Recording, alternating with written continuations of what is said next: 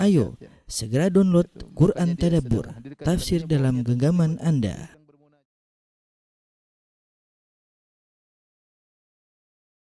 Bismillahirrahmanirrahim. Assalamualaikum warahmatullahi wabarakatuh. Alhamdulillahi ala ihsani wa syukrulahu ala taufiqihi wa amtinani. Wa asyhadu an la ilaha illallah wahdahu la syarika lahu ta'ziman li sya'ni wa asyhadu anna Muhammadan abduhu wa rasuluhu da'ila ridwani. Allahumma salli alaihi wa ala alihi wa ashabihi wa ikhwani. Para ikhwan dan akhwat, para jamaah Masjid Tarbiyah Cilandak yang dirahmati oleh Allah Subhanahu wa taala, pada kesempatan bahagia ini kita akan bahas tentang perang yang terkenal dari peperangan-peperangan kaum muslimin, yaitu Ghazwatul Ahzab atau dikenal juga dengan Ghazwat Al-Khandaq. Ghazwat Al-Ahzab atau dikenal juga dengan Ghazwat Al-Khandaq. Adapun dinamakan dengan Ghazwat Al-Khandaq karena ketika itu kaum muslimin menggali parit atau khandaq ya dalam rangka untuk melakukan pertahanan ya, sehingga orang-orang musyrikin tidak masuk dalam kota Madinah, tidak masuk dalam kota Madinah. Sehingga digalilah khandaq ya, sehingga menghalangi mereka untuk masuk dalam kota Madinah. Dan disebut juga dengan Ghazwatul Ahzab karena ketika itu berkumpullah kaum musyrikin dari berbagai macam kabilah ya, bergabung dengan orang Yahudi dari Bani Nadir ya, sehingga jumlah mereka sekitar 10.000 orang kemudian menyerang kota Madinah. Sehingga mereka adalah perkumpulan, persekutuan dari berbagai macam kabilah-kabilah Arab, Quraisy, Ghatafan, Bani Asad dan yang lainnya banyak sekali ya. Sehingga disebut dengan Al-Ahzab. Ya, Al-Ahzab artinya sekutu. Datang banyak kemudian menyerang kota Madinah. Dan perang ini terjadi pada bulan Syawal tahun 5 Hijriah ya. Tahun 5 Hijriah ya. Namun nanti akhirnya tidak terjadi peperangan ya, karena kaum musyrikin tidak bisa masuk ya. Hanya terjadi panah-panahan di antara mereka ya, tidak terjadi pertemuan fisik ya, karena mereka terhalangi dengan khandaq.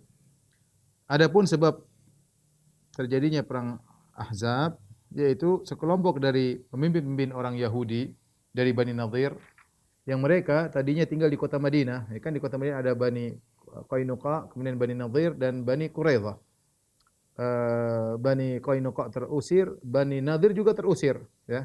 Yang turunlah surat Al-Hasyr ya, di mana mereka pergi, kemudian mereka menghancurkan rumah-rumah mereka. Kemudian mereka pergi meninggalkan kota Madinah. Ya, nanti Bani Quraidah akan diperangi oleh Nabi setelah perang Ahzab. Ketika Nabi mengusir mereka dari kota Madinah, Nabi tidak membunuh mereka, Nabi mengusir mereka. Mereka pergi ke Khaybar. Mereka pergi ke Khaybar. Di antara orang-orang Yahudi tersebutlah Salam bin Mishkam, kemudian Salam bin Abil Hukayk, kemudian Huyai bin Akhtab, yaitu bapaknya Safiyah, kemudian Kinanah ibnu Rabi' dan yang lainnya. Mereka keluar, provokator-provokator Yahudi ini, mereka pergi ke Mekah. Sampai di Mekah, kemudian mereka berkumpul dengan pembesar-pembesar orang Quraisy. Mereka provokasi. Kemudian mereka menyemangati orang Quraisy karena orang Quraisy juga musuh kaum muslimin, sama-sama berkepentingan. Maka orang Yahudi pintar memprovokasi orang-orang Quraisy untuk menyerang kota Madinah. Ya, bahkan orang-orang Yahudi menjanjikan bahwasanya berjanji kami akan menolong kalian. Ya, kami akan menolong kalian dengan jiwa, raga kami, dan harta kami. Ya, dan kami akan bersama kalian sampai kami akan menghabisi Muhammad dan pengikutnya. Akhirnya orang-orang Quraisy tertarik dengan ajakan mereka. Orang-orang Quraisy tertarik dengan ajakan mereka. Kemudian orang-orang Quraisy ketika diajak untuk berperang, maka mereka bertanya kepada orang Yahudi. Sekedar pertanyaan. Ya ma'syara Yahud, wahai orang Yahudi sekalian. Innakum ahlul kitabi al-awwali. Kalian adalah ahlul kitab al-awwal ya. Kalian telah diberi Alkitab sebelum orang Islam. Wal ilm ya. Sebelum orang Islam, sebelum Nasara, kalian telah diberi Taurat. Bima asbahna nakhtalifu fihi nahnu Muhammad. Afadinuna khairun am dinuhu?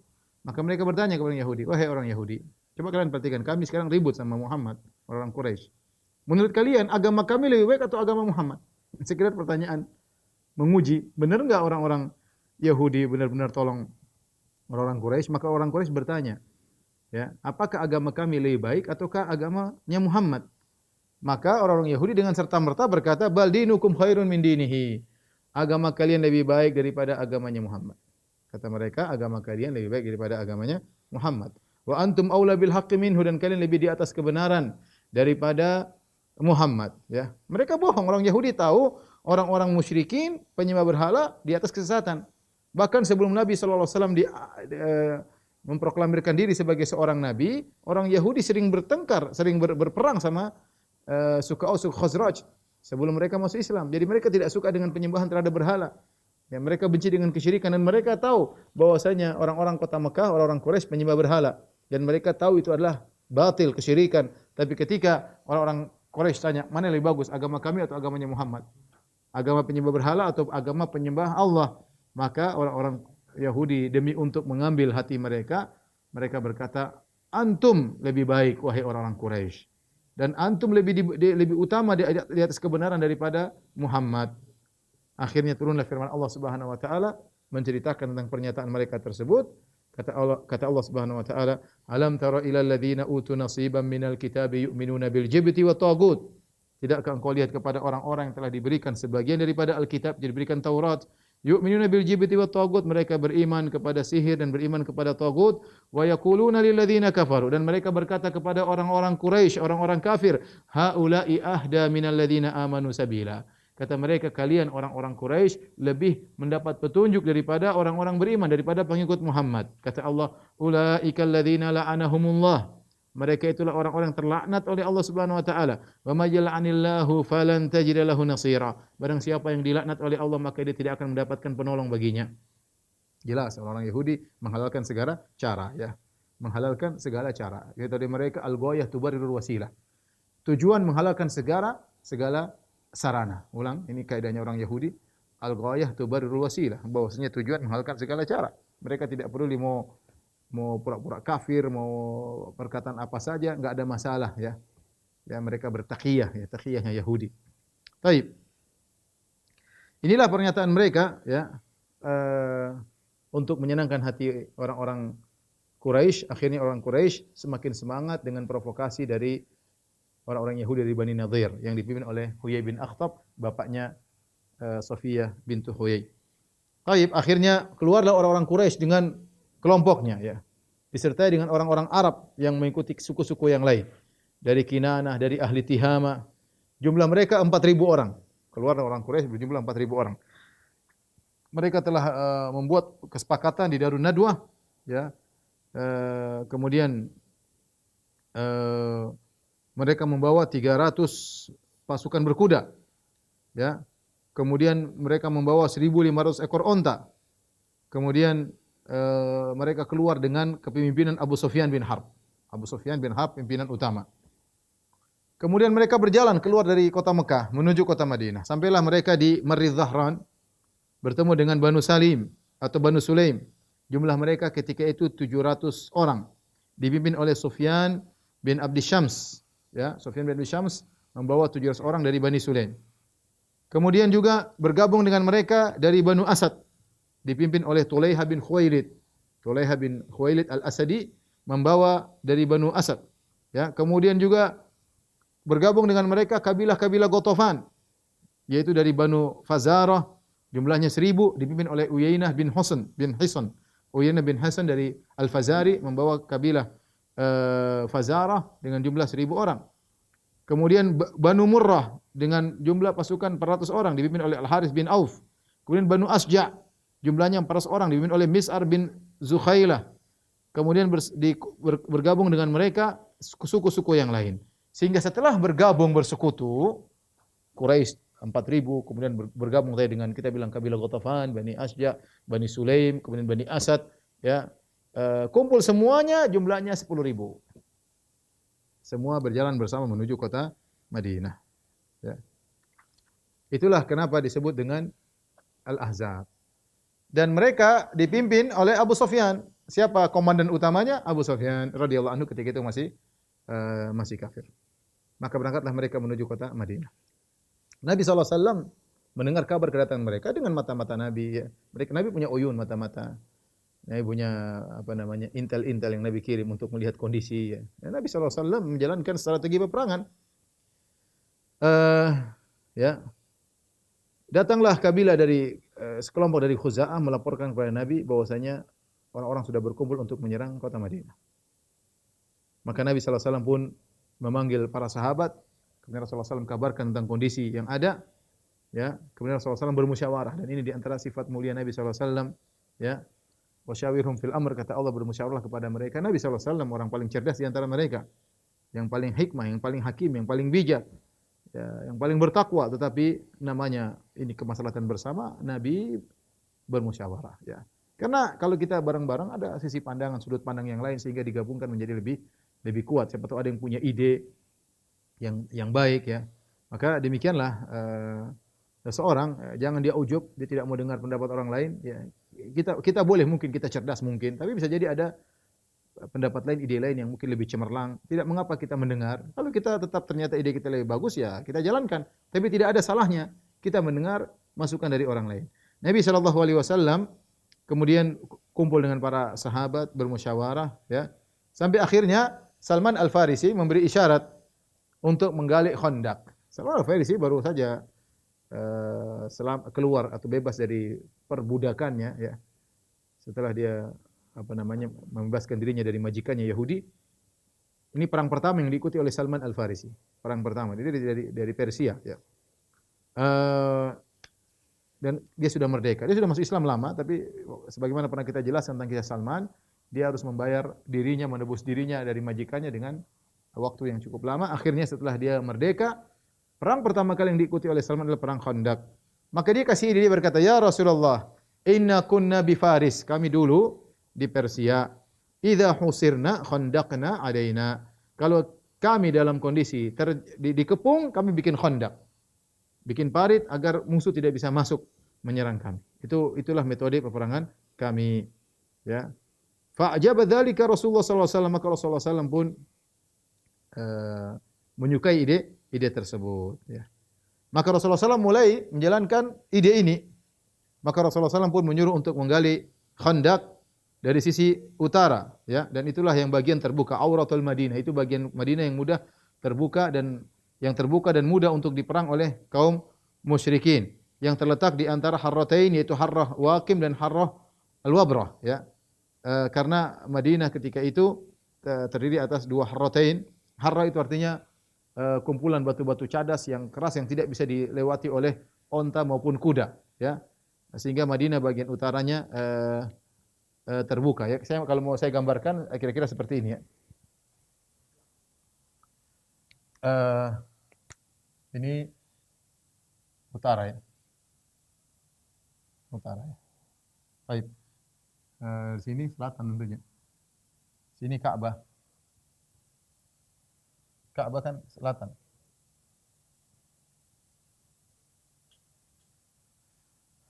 Baik, Madinah, ya, secara umum sederhananya ini Harrah misalnya, ini Harrah. Harrah itu dalam kurung kumpulan, ya, batu cadas, ya, yang tidak bisa dipijak oleh onta dan kuda. Ya, di sini juga Harrah, ya, sama Harrah.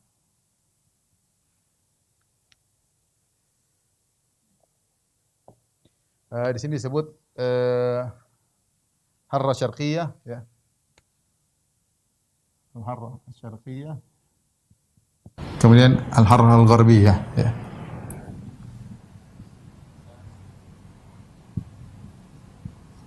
Ini bagian Harrah bagian barat. Ini Harrah bagian timur, ya.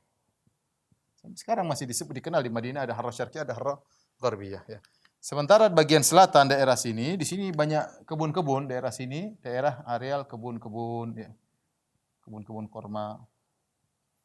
Sehingga di sinilah kota Madinah, ya, kota Madinah. Sehingga mereka kalau ingin menyerang, disinilah daerah yang terbuka. Inilah areal terbuka. Areal terbuka. Kalau disebut dengan auratul Madinah. Ya.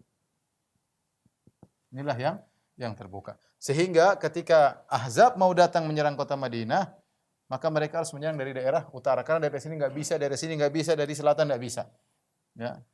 Mudahnya masuk dari arah utara. Kondisi kota Madinah ketika itu seperti itu. Tidak bisa ditembus dari arah timur, tidak bisa ditembus dari arah barat, tidak bisa ditembus dari arah selatan, hanya bisa ditembus dari arah utara, ya, dari arah utara. Di sini namanya daerah ini namanya Jabal Sila, ya. Jabal Sila. Yang sekarang dekat lokasi Masjid Khandaq.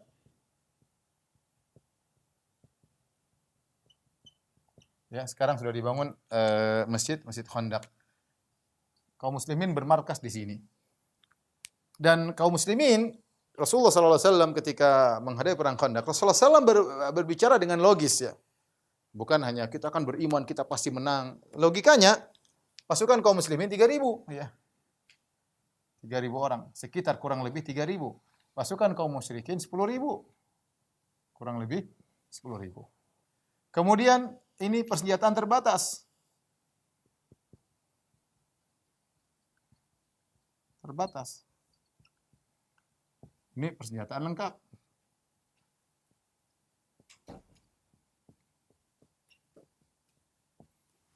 Maka Nabi sallallahu alaihi wasallam berpikir logis, ya. Bagaimana menghadapi 10.000? Susah menghadapi 10.000 ini. Oleh karenanya mau tidak mau Nabi harus bikin khandak di sini. Sinilah digalilah khandak, ya. Gampangannya demikian. Ini khandak. Tentu berkelak-kelok, ini saya sekedar sederhananya, ya. Khandak. Buat apa? Agar orang-orang musyrikin tidak bisa masuk ke areal kota Madinah. Ya. Khandak ini, ya. Khandak ini, ya. Panjangnya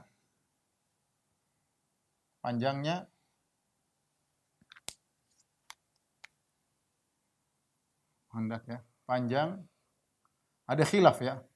Ada yang mengatakan kurang lebih 3 km. Ada yang mengatakan sampai sekitar 10 km. Wallahu a'lam bishawab. Intinya bagaimana menggabungkan antara Harrah Syarqiyah dengan Harrah Gharbiyah. Ya, perlu digali khandak. Tapi intinya paling kira-kira sekitar 3 km. Kemudian lebarnya 9 hasta. Kalau satu hasta segini, ini berapa meter nih? Setengah mil lebih, ya. Lebih, ini mungkin 70. Ya, kalau 70 kali 9 berapa coba? 70 kali 9 berapa? 9. 7 kali 9, 63. Iya, 6,3. Ya, kelamaan. Sekitar ya 6 meter lah, kira-kira 6 meter. Kemudian dalamnya ini, jadi ini lebarnya, ya. Kira-kira ini 9 hasta, ya. Segini 6 meter kira-kira. Dalamnya 7 hingga 10 hasta. Ya, 7, ya sekitar 4 meter sampai ya mungkin 7 meter lah, kira-kira lah, ya. Ini cukup berat, jadi Nabi bagi tugas. Sementara mereka sedang memperjalanan, mereka sudah bergerak. Sementara mereka sampai di kota Madinah dari Mekah Madinah, perjalanan kurang lebih, ya. Perjalanan dari Mekah menuju Madinah dengan pasukan tersebut kira-kira 1 minggu, kurang lebih 7 hari. Kira-kira 7 hari. Nabi dapat kabar mereka keluar, maka harus segera gali. Dan ini perlu strategi. Ya, Nabi tentu harus berpikir matematis, ya. Ini panjangnya berapa kilometer, lebarnya berapa. Kenapa dibuat 9 hasta dengan lebar sekitar 6 meter, dengan dalam sekitar 7 meter, 4 sampai 7 meter tergantung di daerah mana, supaya kuda tidak bisa loncat. Kalau cuma 2 meter kuda lari masuk, ya. Bahaya kalau udah masuk dalam sini repot. Maka dibuatlah jarak yang cukup panjang dengan lebar yang dalam sehingga kalau kuda masuk tidak bisa loncat lagi ke atas. Ya, kalau dia masuk ke bawah tinggal dipanahin oleh kaum muslimin. Ini kira-kira seperti itu ya. Jadi akhirnya dibagi tugas. Ada sebagian ulama mengatakan dibagi 10 orang gali berapa, ditugaskan oleh Nabi karena ini kalau kita bilang kerjaan harus selesai. Dan pendapat yang benar, ada yang mengatakan yang benar kira-kira Nabi harus menggali ini sekitar 6 hari sebelum mereka datang. Waktu kerja ya, kurang lebih 6 hari ya. Kurang lebih 6 hari. Karena kalau 7 hari keburu mereka datang. Maka ini harus disiapkan khandak tersebut, parit tersebut ya. Maka kerjalah para sahabat ya. Ini kira-kira proses penggalian khandak. Suasana ketika itu, kondisi cuaca musim dingin. Musim kelaparan. Ya. Kemudian harus kerja siang malam menggali parit dengan jarak berkilo-kilo dengan lebar 6 meter dalam sekitar 4 sampai 7 meter. Dan ini pekerjaan yang sangat sangat berat, harus dikerjakan para sahabat sebelum kaum musyrikin sampai ke kota Madinah. Mulailah para sahabat menggali dan menggali. Taib. Mulailah para sahabat menggali di musim dingin ya. Dan Rasulullah SAW terjun langsung menggali. Rasulullah SAW pemimpin tapi dia tidak cuma asal ngomong ya. Ya, tapi dia turun kerja. Rasulullah SAW ikut turun kerja ya. Beliau mengangkat tanah ya, memberi motivasi kepada kaum muslimin ya. Al-Imam Al-Bukhari Imam Muslim meriwayatkan dari Anas bin Malik radhiyallahu ta'ala anhu, beliau berkata, "Kharaja Rasulullah sallallahu alaihi wasallam ila al-Khandaq." Rasulullah SAW keluar menuju Khandaq. Fa idzal muhajiruna wal ansar yahfiruna fi ghadatin baridah. Tiba-tiba ya karena 6 hari Rasulullah ngecek, Rasulullah ikut kerja, Rasulullah ngecek, Rasulullah ikut kerja. Pagi hari tiba-tiba Rasulullah SAW melihat para sahabat sedang menggali di waktu pagi yang dingin, di waktu subuh yang dingin. Mereka tidak punya budak-budak untuk disuruh ya, untuk mengerjakan pekerjaan. Tatkala Nabi SAW melihat keletihan yang dirasakan oleh para sahabat di musim dingin, kemudian kelaparan yang dirasakan oleh para sahabat, maka Rasulullah SAW berkata, Allahumma innal aisha aishul akhirah, faghfir lil ansari wal muhajirah. Ya Allah, sungguhnya kehidupan yang sungguhnya adalah kehidupan akhirat. Ampunilah kaum Ansar dan kaum Muhajirin. Ya. Ini perkataan Nabi yang luar biasa. Allahumma innal aisha aishul akhirah. Ya, faghfir lil ansari wal muhajirah. Ampunilah kaum Ansar dan kaum Muhajirin. Ya. Sampai sebagian ulama mengatakan kalau kita terpesona dengan dunia atau kita melihat dunia dalam kondisi sulit, maka ucapkan lain, innal aisha aishul akhirah. Sungguhnya kehidupan yang sungguhnya kehidupan akhir, bukan kehidupan yang sekarang. Kalau Anda susah, sabar, ini bukan kehidupan yang sungguhnya. Kalau Anda melihat orang dalam kehidupan mewah, bilang ini bukan kehidupan yang sungguhnya. Ya. Agar kita ingatkan diri kita, innal aisha aishul akhirah. Sungguhnya kehidupan yang sungguhnya adalah kehidupan akhir. Sehingga kita tidak tergiur dengan dunia yang dimiliki oleh orang lain dan kita tidak terlalu bersedih dengan kesulitan yang kita hadapi. Ya. Kita ingatkan diri kita, ingatkan keluarga kita, innal aisha aishul akhirah. Kehidupan yang sungguhnya adalah kehidupan akhirat. Ya, karena banyak hal yang buat kita lalai dalam kehidupan dunia ini ya. Ketika Nabi SAW berkata kepada para sahabat, Allahumma innal aisha aishul akhirah faghfiril ansaril wal muhajirah. Ya Allah, kehidupan yang sungguhnya kehidupan akhirat. Ampunilah kaum Ansar kaum Muhajirin. Maka para sahabat yang sedang bekerja menggali khandak, maka mereka kemudian berkata kepada Nabi SAW dengan syair mereka, Nahnu alladhina baya'u Muhammadan alal jihadi ma baqina abada. Kamilah yang telah membaiat Muhammad untuk berjihad selama kami masih hidup. Kami akan berjihad menemani Nabi selama kami masih hidup. Al-Imam Al-Bukhari Imam Muslim juga meriwayatkan dari Al-Bara' bin Azib radhiyallahu anhuma. Beliau berkata, "Lamma kana yaumul ahzab," tatkala perang Khandaq. Wa khandaqa Rasulullah sallallahu alaihi wasallam. Rasulullah sallallahu ikut menggali parit. Ra'aituhu yanqulu min turabil khandaq. Aku melihat Nabi mengangkat tanah dari Khandaq. Bayang parit panjang digali. Nabi ikut kerja. Karena waktu harus segera. Kalau tidak terlambat percuma. Proyek selesai tidak sesuai dengan jadwalnya percuma. Musuh masuk malah mereka letih tatkala menghadapi itu semua ya. Harus segera sebelum musuh datang. Ya, Nabi SAW menggali tanah dari Khandaq hatta wara anni turabu jildata batnihi. Sampai-sampai ya aku tidak bisa melihat kulit perutnya Nabi sallallahu alaihi wasallam. Kenapa? Karena perut Nabi terpenuhi dengan tanah. Wa kana katsira sya'ar, dan Nabi sallallahu alaihi wasallam memiliki rambut yang banyak bahkan di perutnya, di tubuhnya, ya. Tapi semuanya penuh dengan tanah sampai aku tidak bisa melihat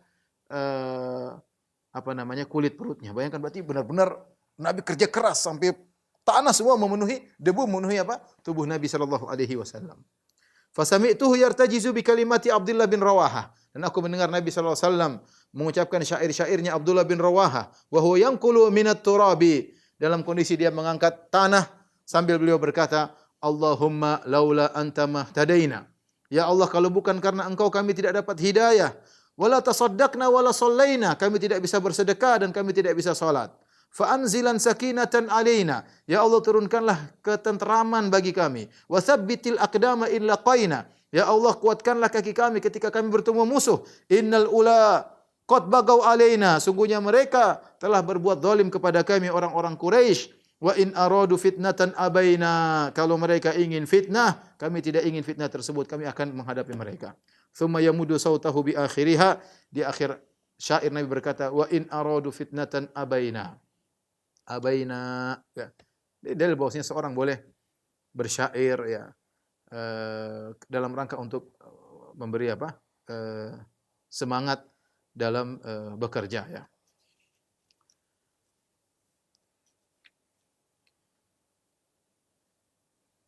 Para ikhwan dan akhwat yang dirahmati oleh Subhanahu wa taala, ya.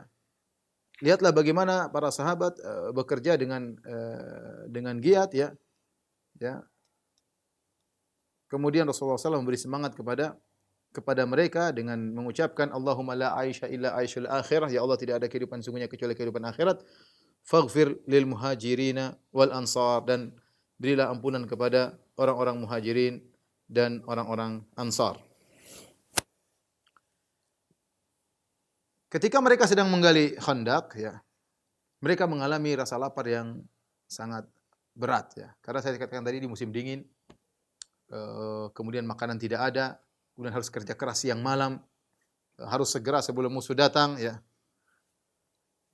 Al-Imam Al-Bukhari, ya, dan disebut dalam hadis-hadis, begitu saking mereka laparnya, mereka mengikat perut mereka dengan batu, agar batu terikat sehingga rasa melilitnya perut tidak begitu kerasa karena diikat dengan kuat, sampai bukan cuma dengan kain mereka ikat dengan batu, dan Nabi SAW juga mengikat perutnya dengan batu, ya, saking kelaparan yang mereka rasakan. Imam Al-Bukhari meriwayatkan dari Jabir bin Abdullah radhiyallahu anhuma, dia berkata, "Inna yaumal khandaq nahfiru." Kami ketika dalam perang Khandaq kami menggali. Fa aradat qudyatun syadidatun. Tiba-tiba ada batu besar yang tidak bisa digali. Jadi dalam tanah ternyata ada batu, dicangkul-cangkul, dikapak-kapakin enggak bisa.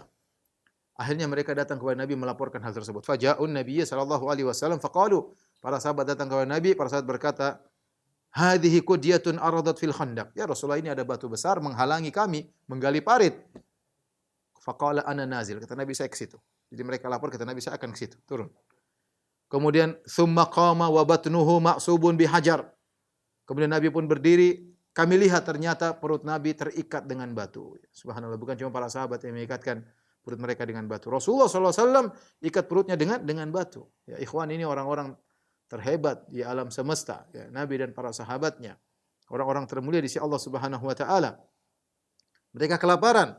Dan kata Jabir bin Abdullah, "Wa labithna thalathata ayamin la nadzuqu zawaqan." Kami 3 hari kami tidak merasakan apa-apa. Bayangkan, ya, tidak makan 3 hari. Sampai ikat perut mereka dengan batu. Fa akhadha Nabi sallallahu alaihi wasallam al-mi'wal, maka Nabi pun mengambil semacam kapak. Fa daraba fil qudyah, kemudian Nabi sallallahu alaihi wasallam mukulkan kapak tersebut ke batu tadi, fa ada kathiban ahyal au ahyam. Maka tiba-tiba Nabi pukul batu tersebut dengan keras, maka batu tersebut pun hancur lebur seperti pasir yang bertaburan. Ini antara mukjizat Nabi sallallahu alaihi wasallam. Kemudian juga, ya, bagaimana mereka sampai makan makanan yang sudah tengik, ya. Dari Anas bin Malik radhiyallahu anhu beliau berkata, "Ja'alal muhajirin wal ansar yahfiruna al-khandaq haulal Madinah." Kaum muhajirin kaum ansar sedang menggali khandaq di sekitar kota Madinah. Kemudian Anas bercerita, "Yu'tauna bimil'i kaffin minasyair." Maka didatangkan bagi mereka mil'i kaffai minasyair, yaitu 2 genggam, yaitu gini ya, dari gandum. Fayusna'u lahum bi'ihala, sanikhah. Kemudian dicampur dengan semacam minyak zaitun atau yang semisalnya, karena kalau cuma tepung dimakan susah. Ya, harus dicampur dengan semacam minyak-minyakan sanikhah yang sudah tengik. Sudah berubah baunya saking ya sudah enggak bisa dimakan, tapi mereka harus makan dengan seperti itu. Tsumma tuda'u baina yadayil qaum. Cuma segitu sedikit. Cuma 1 genggam syair, tidak ada makanan. Sementara yang menggali ada 3.000 orang atau banyak orang, ya. Mungkin berganti-gantian sip-sipan. Intinya Nabi mengatur dengan strategi yang terbaik. Akhirnya dicampur dengan minyak yang sudah tengik. Wal qaumu jia', sementara orang-orang sedang dalam kondisi lapar. Wahia basyi'ah, yaitu sangat buruk ya. Yaitu baunya tidak enak. Fil khalq, ketika dimakan sini paling tidak enak. Tersisa rasa yang tidak enak. Wala harihun muntin, dan di situ ada bau yang sangat busuk. Ya, bau tidak enak, tapi mereka harus makan, ya. Inilah kondisi ketika itu mereka harus menggali khandaq. Adapun orang-orang munafik, maka mereka terlambat kerja, datang terlambat-lambat, ya. Kaum muslimin mungkin subuh-subuh sudah kerja, mereka mungkin datang agak siangan. Kemudian mereka bikin lemas kaum muslimin, ya, bikin mereka malas, ya. Kemudian mereka diam-diam pulang ke rumah mereka, ya, tanpa diketahui Rasulullah sallallahu alaihi wasallam, tanpa minta izin. Demikianlah orang-orang munafik. Terjadi beberapa mukjizat ketika penggalian perang Khandaq. Di antaranya para ikhwan dan akhwat yang dirahmati Allah Subhanahu wa taala, yaitu Nabi mukjizat bagaimana makanan menjadi banyak. Jabir bin Abdullah radhiyallahu taala anhuma bercerita, "Lamma hufiral Khandaq, tatkala Khandaq digali, ra'aitu bin nabiyyi khamasan syadidan." Aku melihat perut Nabi kosong, benar-benar cekung, kosong, enggak ada isinya. Perut Nabi benar-benar cekung, bukan cuma rata, cekung, ya, lapar. Fankafa'tu ila imra'ati, maka aku segera menuju ke istriku. Fakultu hal indaki syai', apakah ada makanan, ada sesuatu? Jabir bukan mikir dirinya, mikir Nabi sallallahu alaihi wasallam. Nabi kelaparan. Fa inni ra'aitu bi Rasulillah sallallahu alaihi wasallam, ya, khamasan syadidan. Aku lihat Nabi kelaparan, mungkin ada perut Nabi kelihatan, ya. Ya, orang kalau tidak makan kelihatan perutnya, ya. Maka aku melihat Nabi kelaparan, sangat lapar. Fa akhrajat ilayya jiraban fihi sa'un min syair.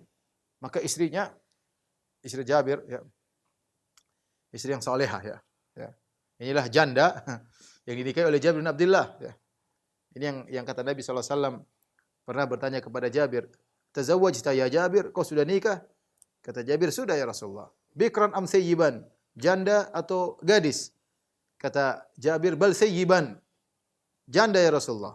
Maka Nabi mengatakan, "Hal la tazawwajta bikran tudaibuha wa tudaibuka, tulaibuha wa tulaibuka." Kenapa kau tidak menikah dengan gadis sehingga kau bisa mencumbuinya, dia bisa mencumbuimu. Kau bisa bermain-main dengan dia bisa bermain-main dengan engkau.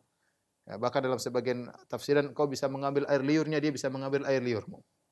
Maka Jabir berkata, "Ya Rasulullah, saya punya adik-adik perempuan banyak. Dan ayahku sebelum meninggal, yaitu Abdullah bin Haram, mewasiatkan kepada aku agar aku perhatian sama adik-adik perempuanku. Maka saya tidak mungkin nikah dengan perempuan seumuran dengan adik-adikku, tidak bisa ngurus mereka." Ya. Maka saya pun menikah dengan janda agar bisa ngurus adik-adikku. Dan Jabir tepat. Dia meninggalkan kesenangannya. Kalau pengen senang ya menikah dengan gadis. Tapi Jabir menikah dengan janda sebagai bentuk berbakti kepada orang tua. Agar janda ini bisa ngurus adik-adiknya. Dan dia mendapatkan istri yang salehah. Inilah si janda tersebut, istri Jabir. Ketika Jabir berkata kepada istrinya, ya, "Hal indaki syai', kau punya sesuatu enggak? Sungguh aku melihat Rasulullah SAW kelaparan." Fa akhrajat ilayya jiraban fihi sa'un min syair. Maka kemudian dia keluarkan jirab, yaitu semacam tempat, ya. Isinya 1 sa' gandum. 1 sa' itu ya 1 sa' ukuran bayar zakat, ya. Ukuran bayar zakat ya kira-kira 2,5 kilo. Kalau beras ya kira-kira seukuran gitulah. Volume 1 sa'. Isinya gandum. Kemudian dia berkata, "Walana buhaimatun dajin." Fadzabahtuha, kata Jabir, dan kami punya buhaimah. Buhaimah itu buhaimah yaitu kambing kecil, dajin yaitu kambing yang dajin maksudnya tidak dipelihara di rumputan tapi di sekitar rumah aja, masuk keluar rumah, namanya dajin. Bisa kambing, kalau kita misalnya ayam yang artinya jalan-jalan di rumah. Jadi kami punya kambing kecil, dajin. Fadzabahtuha, maka aku pun sembelih. Wa tohanit syair, maka tohanit syair, ya, maka kemudian istrinya pun menggulung gandum, menggiris gandum, ya, diperhalus. Fa faragat ila firaghi, ya. Kemudian atau faragtu ila firaghi wa qata'tuha fi burmatiha, ya. Thumma wallaitu ila Rasulillah sallallahu alaihi wasallam.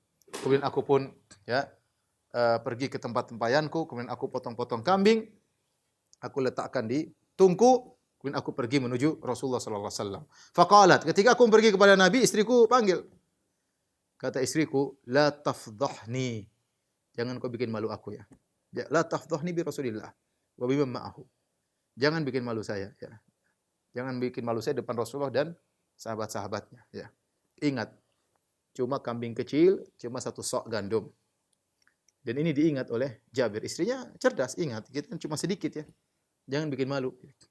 Nanti orang tamu datang enggak cukup gimana? Faji'tuhu, maka aku pun datang kepada Nabi sallallahu alaihi wasallam. Wa sarartuhu, dan aku bisik-bisik kepada Nabi. Fakultu. Ini undangan dari Jabir. Kata Jabir, aku bisik-bisikin Nabi. Aku berkata, ya Rasulullah, dzabahna buhaimatan lana. Ya. Jabir mengucapkan dengan jelas, ya Rasulullah, kami baru nyembelih kambing kecil. Wa tohanna sa'an min syair, dan kami sudah menggiris satu sok gandum, ya, cuma 2,5 kilo, kambing kecil. Karena indana, kami miliki tadi, itu yang kami punya ya Rasul, tidak ada yang lain. Fata'al anta wa nafarun ma'aka.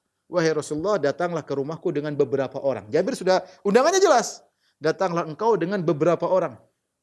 Kenapa? Karena kambing kecil, gandum cuma 2,5 kilo. Datanglah engkau dengan beberapa sahabat. Apa yang dilakukan oleh Nabi? Fasohan Nabi sallallahu alaihi wasallam. Nabi teriak. Beliau berkata, "Ya ahlal khandaq, wahai orang-orang yang sedang gali khandaq, inna Jabiran qad sana'a su'ran." Sungguhnya Jabir sedang bikin makanan untuk walimah kali. Fahayya halla bikum, ayo mari kita makan. Ya, subhanallah. Dalam riwayat Imam Ahmad, Jabir berkata, "Inna lillahi wa inna ilaihi raji'un." Ya, repot. Undang cuma beberapa orang, khandaq ratusan orang. Kemudian Nabi berkata kepada Jabir, karena ada mau terjadi mukjizat, la tunzilanna burmatakum wa la takhbizanna ajinakum hatta aji'a. Jangan kau turunkan tungku kalian, tungku yang buat masak kambing jangan diturunkan, dan jangan jangan dibakar adonan roti sampai aku datang. Jangan lakukan apapun. Kemudian kata Jabir, faji'tu, aku pun datang ke rumah. Kemudian Rasulullah SAW datang, ya, dengan orang-orang banyak. Sampai aku datang kepada istriku. Istriku berkata, bika wa bika, engkau ini. Qad fa'altu alladhi qulti. Aku berkata kepada istriku, ya istriku, aku sudah sampaikan wasiatmu.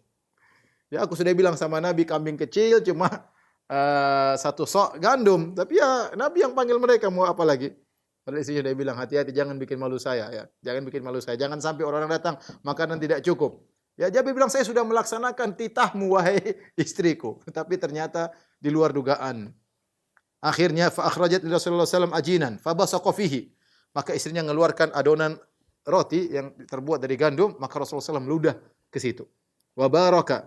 Rasulullah mendoakan agar adonan tersebut yang sudah diludahi oleh Nabi SAW diberkahi. Tsumma amada ila burmatina. Kemudian Nabi pergi kepada tungku, itu panci yang digunakan untuk masak kambing, fa basaqa. Rasulullah SAW meludah lagi di situ. Wa baraka. Rasulullah SAW berdoa agar diberkahi. Tsumma qala, kemudian Rasulullah berkata, ud'u khabizatan faltakhbiz ma'i. Panggil tukang roti, suruh ikut sama saya kita bakar roti.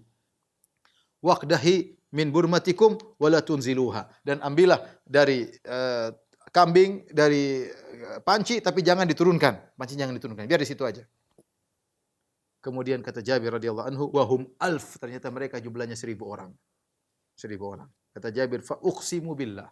Aku bersumpah dengan nama Allah. Laqad akalu hatta taraku. Mereka makan sampai mereka kenyang, mereka tinggalkan makan tersebut, sudah enggak selera lagi. Makan sampai mereka tinggalkan. Wan harafu, dan mereka pulang semua dari rumahku. Wa inna burmatana la ta'idhu kama hiya. La taghittu kama hiya, sementara kuah kambing kami masih terus ya berisi seperti semula, seperti belum diambil sama sekali. Wa inna ajinana la yukhbazu kama huwa. Ternyata adonan roti kami ternyata masih seperti sedia kala. Dan ini mukjizat Nabi sallallahu alaihi wasallam ya. Ikhwan dan akhwat yang dirahmati oleh Allah Subhanahu wa taala. Ini di antara bentuk mukjizat Nabi sallallahu alaihi wasallam. Ya Ibnu Taimiyah dalam kitabnya Nubuwat menjelaskan bahwasanya mukjizat Nabi tidak sama dengan keajaiban-keajaiban yang lain. Air jadi banyak, kemudian makanan jadi banyak. Ini tidak bisa dilakukan kecuali oleh Nabi sallallahu alaihi wasallam. Adapun mendatangkan makanan dari tempat jauh, jin mungkin bisa melakukan. Makanan tempat jauh mungkin jin bisa. Mungkin ada buah yang hanya ada di musim dingin, tiba-tiba datang di musim panas, jin juga bisa bikin.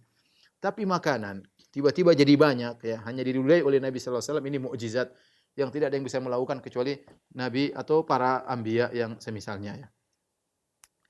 Di antara mukjizat yang lain yang terjadi ketika perang Khandaq, apa yang diriwayatkan Imam Al-Bukhari dalam sahihnya dan juga diriwayatkan Imam Ahmad dalam musnadnya dari Jabir radhiyallahu anhu. Beliau berkata, "Makatha Nabi sallallahu alaihi wasallam wa ashabuhu wa hum yahfiruna al-khandaq thalathan."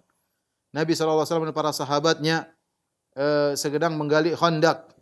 3 hari lam yadzuqu ta'aman, 3 hari mereka tidak makan.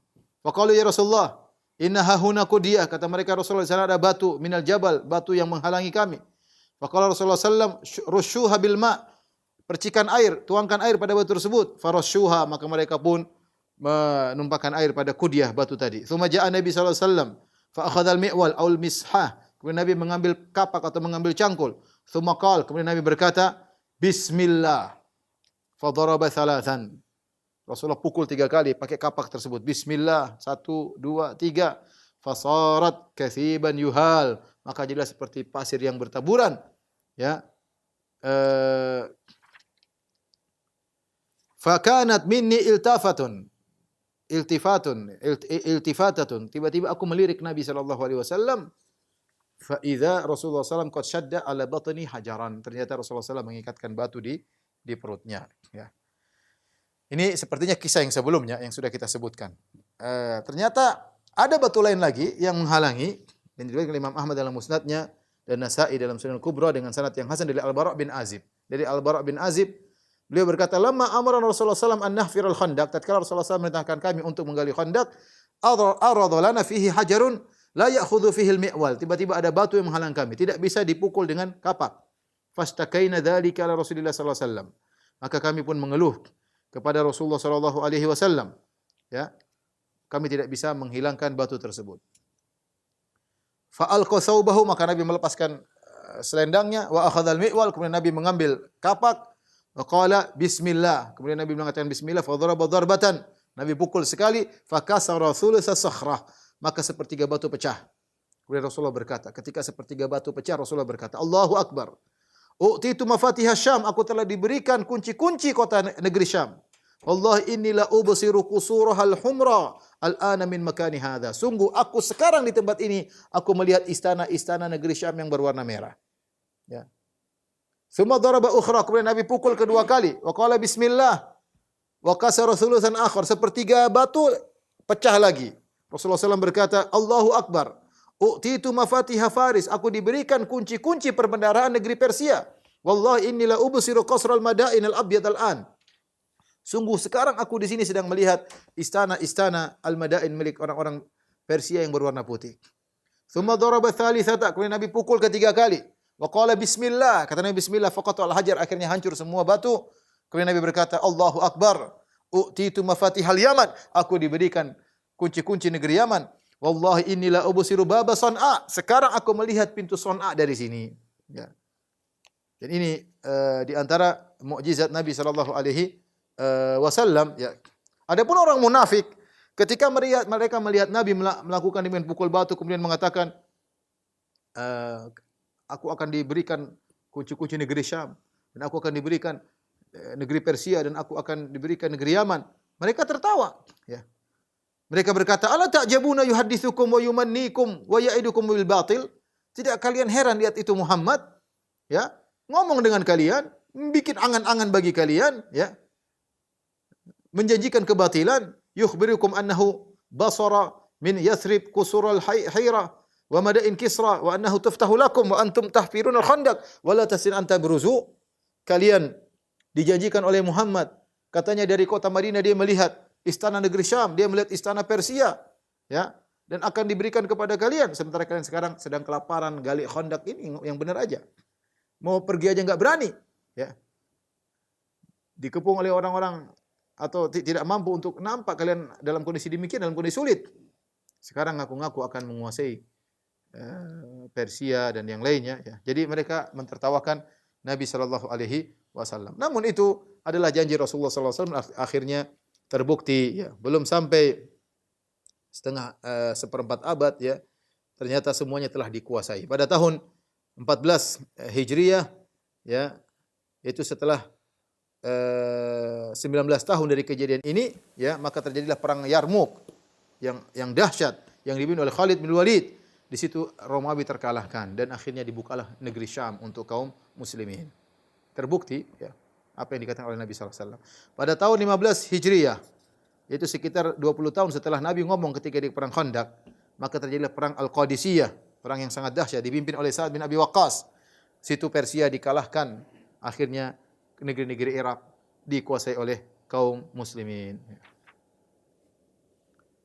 Taib, Nabi SAW terus melanjutkan penggalian Khandaq, ya. Para ulama khilaf tentang berapa lama mereka menggali Khandaq, ya. Ibnu Sa'ad dalam tabaqatnya mengatakan mereka menggali Khandaq 6 hari. Adapun Musa bin Uqbah dalam maghazinya mengatakan sekitar 20 hari. Tapi ini jauh. Saya bilang karena perjalanan dari orang Quraisy menuju ke Madinah sekitar 7 hari, 7-8 hari. 7-8 hari, ya. Menempuh perjalanan sekitar 450 km, ya. Sehingga Nabi SAW harus menyelesaikan pekerjaan Khandaq dalam waktu 6 hari. Al-Waqidi mengatakan 24 hari, ya. Di Raudhah An-Nawawi berkata 25 hari, ya. Ada yang mengatakan sebulan. Yang benar wallahu alam bisawab sekitar 6 hari, ya. Wallahu alam bisawab. Kemudian akhirnya kaum musyrikin sampai ke kota Madinah, ya.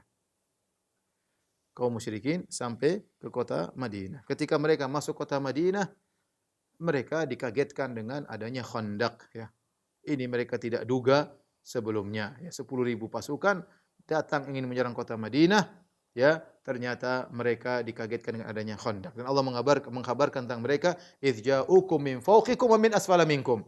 Tatkala datang dari atas kalian dan dari bawah kalian. Musuh mengepung kalian. Dari atas kalian maksudnya dari orang-orang Quraisy bersama kabilah-kabilahnya semua 10.000. Dari bawah kalian maksudnya dari jantung kota Madinah, dari daerah selatan ada orang-orang Yahudi, yaitu dari Bani Quraidah, ya. Jadi kalau kita gambarkan, ya, daerah sini ada daerah sekitar sini ada kabilah Quraidah, ya. Suku Yahudi. Mereka ada sekitar kurang lebih 700, ya. 700 sampai 1.700 pasukan, ya, kira-kira, ya. Nanti akan kita jelaskan insyaallah. Dan ini berbahaya, ya. Jadi kondisi Khandaq ini sangat berbahaya. Dari atas 10.000, dari bawah ada sekitar 700 orang. Kemudian para sahabat ketika mereka menggali Khandaq, ya, kemudian tentu hasil galian tersebut mereka sebagian ulama mengatakan mereka kumpulkan di sini.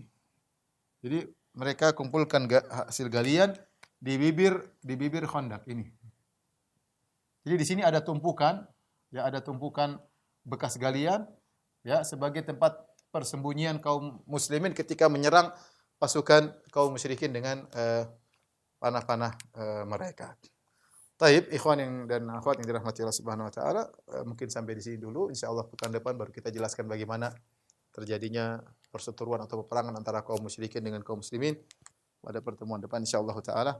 Demikian apa yang saya sampaikan, kalau saya mohon maaf. Wabillahi taufiq wal hidayah. Assalamualaikum warahmatullahi wabarakatuh.